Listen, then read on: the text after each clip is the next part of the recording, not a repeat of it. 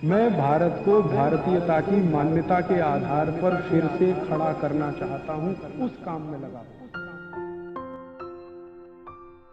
घर में अक्सर मच्छर मारने वाली दवाएं इस्तेमाल करते हैं।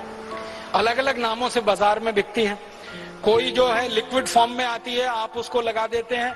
कोई तो टिकिया के फॉर्म में आती है, आप उसको इस्तेमाल करते हैं। कोई तो कॉइल के फॉर्म में आती है, आप उसको इस्तेमाल करते हैं। कॉइल के रूप में मच्छर मारने वाली कोई भी दवा इस्तेमाल करें, टिकिया के रूप में इस्तेमाल करें या लिक्विड के रूप में इस्तेमाल करें, उनमें जो इस्तेमाल होने वाला केमिकल है वो डी एथिलीन है, वो मेल्फोक्विन है और वो फॉस्फीन है। ये तीन खतरनाक केमिकल हैं जो इस्तेमाल होते हैं और ये तीनों केमिकल यूरोप और अमेरिका के 56 देशों में बंद है और 20 साल से बंद है। हम हमारे घर में छोटे छोटे बच्चों के ऊपर वो लगा के छोड़ देते हैं। मैंने कई घरों में देखा 2 महीने के 3 महीने के छोटे छोटे बच्चे सो रहे हैं और उनके नजदीक में वो कॉइल जल रहा है जिसका धुआं नाक के रास्ते से बच्चे के फेफड़े में उतर रहा है। वैज्ञानिकों का ये कहना है कि ये मच्छर मारने वाली दवाएं अंत में मनुष्य को मार देती। कई बार क्या होता है, मच्छर तो इनसे मरते नहीं है, मनुष्य मर जाते हैं जिनके लिए ये दवाएं इस्तेमाल हो रही हैं। और ज्यादातर इन दवाओं का व्यापार, डी एथिलीन का व्यापार, फॉस्फीन का व्यापार हिंदुस्तान में विदेशी कंपनियों के कंट्रोल में है और वो अंधाधुंध केमिकल इंपोर्ट करके लाके बेच रहे हैं और भारत की कुछ स्वदेशी कंपनियां भी बनाकर उनको बेच रही हैं। तो आप जरा सोचिए, आपकी सुरक्षा के लिए, आत्मरक्षा के लिए आप कम से कम ये चीजें इस्तेमाल करना बंद करिए। फिर आप बोलेंगे मच्छर तो है, उनका तो क्या उपाय है? सबसे अच्छा उपाय है मच्छरदानी लगा के सोइए।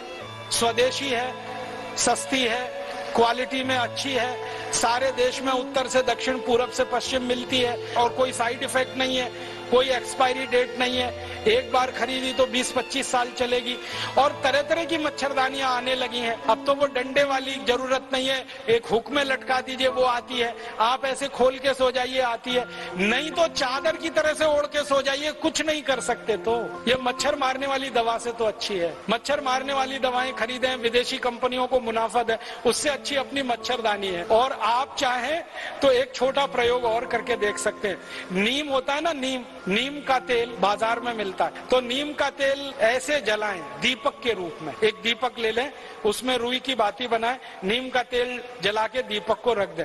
वो दीपक जितनी देर जलेगा एक भी मच्छर कमरे में नहीं आएगा। इतना सस्ता और सरल उपाय।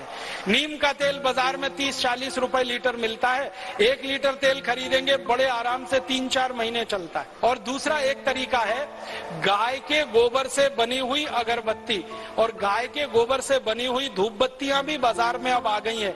कई गौशालाएं उनको बनाती हैं, उनको जलाकर आप सो जाइए, वो भी मच्छर को भगाती हैं और क्वालिटी में मच्छर अगरबत्ती से अच्छी। अगर गाय के गोबर की अगरबत्ती, धूप बत्ती जलाएंगे तो पैसा किसी गौशाला को मिलेगा और उससे गाय की रक्षा होगी और गाय की रक्षा के बाद अंततः देश की ही रक्षा होने वाली है।